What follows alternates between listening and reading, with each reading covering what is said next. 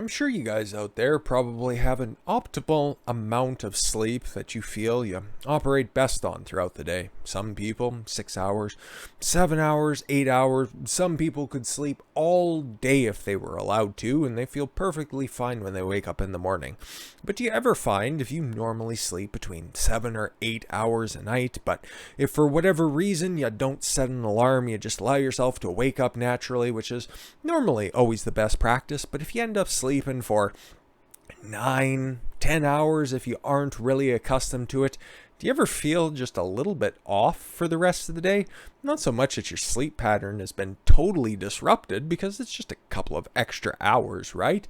Well, there's actually a study that's been published that shows that your optimal amount of time to sleep is 7 to 8 hours and is about the sweet spot, and any less may trigger a plaque buildup in the brain. That's not good, especially this type of plaque that's out there, most commonly attributed to Alzheimer's and dementia. It can happen in the brain, but too much rest in old age could make you slow and forgetful. I'd have a normal joke if this was the main channel, but we try to keep it on the up and up over here. Getting between 7 and 8 hours of sleep each night in old age is a sweet spot for keeping your brain healthy, and kind of for everybody else. Another study has found people who regularly get fewer than 6 hours had worse cognitive function and higher levels of dangerous plaque in the brain linked to dementia.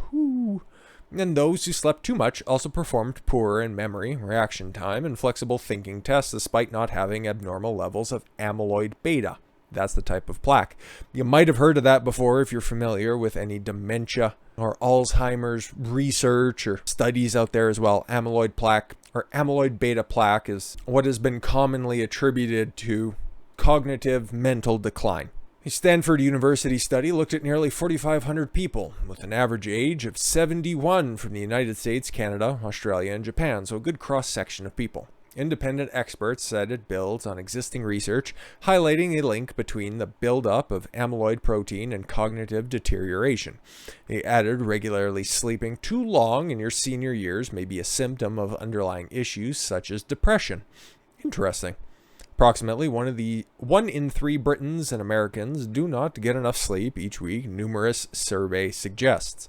Poor sleep has been linked to a host of conditions such as heart disease, diabetes, high blood pressure, among others. The NHS says that most adults need between 6 and 9 hours every night. It also urges people to try to wake up at the same time each day. That's the most important, okay? Don't have a study pulled up for this, so you can go ahead and take this advice with a bit of a grain of salt. It doesn't really much matter what time of night you go to bed. It's about that consistent time to wake up in the morning. That's where the patterns in your body most latch onto. And we'll be talking about that more in the future, about the importance of just getting an early start, a productive start on the day in the future, but not the topic for this discussion. The new study published in JAMA in Neurology included volunteers who were healthy and cognitively unimpaired. Participants were asked to self-report how long they slept and take cognitive tests to assess their brain function. Amyloid beta protein levels were measured using medical scans. And as you can see in the top bar graph that's there, highest levels of amyloid plaque beta developed in the brain occur around 5 hours, less than 5 hours at or below 5 hours of sleep per night. Then it drops down at 6 and 7, and then 8 is a significant drop off. It about doubles up between 7 and 8 hours there, based on circadian rhythms and the amount of time that you go through them. But then you take a look at 9 hours and over, it goes right back up to near 7 hours a night level. So you want to take a look at anything just over 7 hours all the way up to the precipice of 9 hours. And that's about your sleep window. That's just about three circadian rhythms that you can go through during a nightly process. They're about 90 minutes in length. And then looking at the smaller graphs that you have here, with the exception of the memory exams, it always seems that 8 hours is optimal. And your performance with 9 hours or more of sleep when compared to 7 really just seems like you're wasting time at or greater than 9 hours. Experts cautioned that the study relied on participants' self-reporting, which can be inaccurate. They added it did not measure the quality of sleep in participants, yes, how many circadian rhythms they went through, and whether each went through the 4 stages of sleeping properly. Of the participants, 1,185 were short sleepers, 27%. 283 were long sleepers, and 2,949 were normal sleepers, 67%. The results showed that long sleepers had the highest BMI. No kidding. Lazy people sleep more. You don't say. Just kidding. BMI is a horrible judge of how healthy a human being is, followed by short sleepers and normal sleepers. Cognition was assessed using several tests, including a questionnaire handed to participants, their study partners, which scored them out of 15. A higher score suggested worse cognition. Results showed people who slept for a normal period of time assessed themselves to have the best brain function, 2.8, compared to short sleepers and long sleepers. Depression was measured using a separate questionnaire that does not ask about sleep disturbance, with higher scores indicating more depressive symptoms. It found that people who slept for a normal periods were least likely to be depressed compared to short and long sleepers. Beta amyloid protein levels in the brain were found to be highest in short sleepers.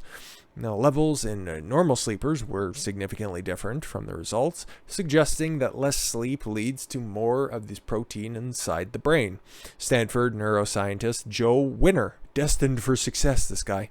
The lead scientist on the paper said the patterns of cognitive performance were different between short and long sleepers. Short sleepers did worse on memory and many mental state examinations consistent with early Alzheimer's disease. Not good. I think our findings are exciting because they suggest short and long sleep duration might represent distinct environmental influences in aging. The new research is from a large international study on cognitively healthy people, but it did rely on participants to report their sleep duration rather than measuring it directly. But it's always a step in the road, right?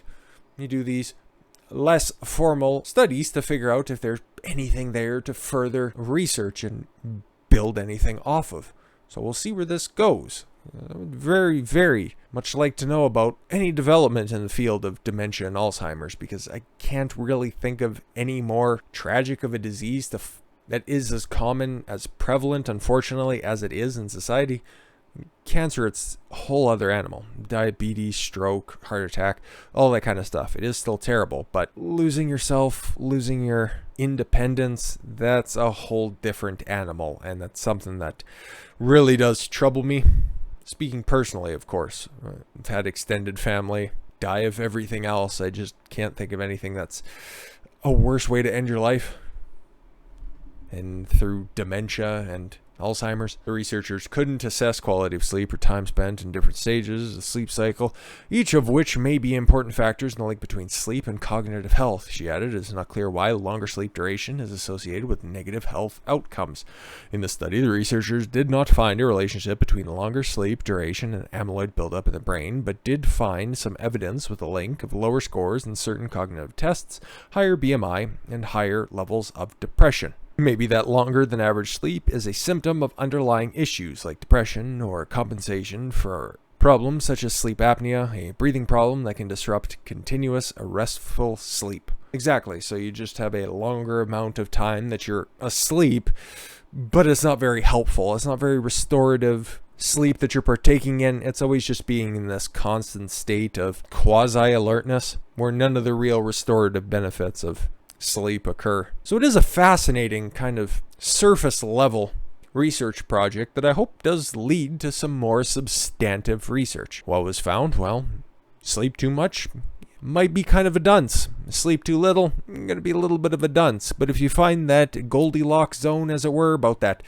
7 to 8, a little bit more than 8 hours of sleep, you're going to be golden. With that said, I thank you all very much for the gift of your time. I've been Don Consuelo. I want you to follow your gut and get after it. Take care, everyone.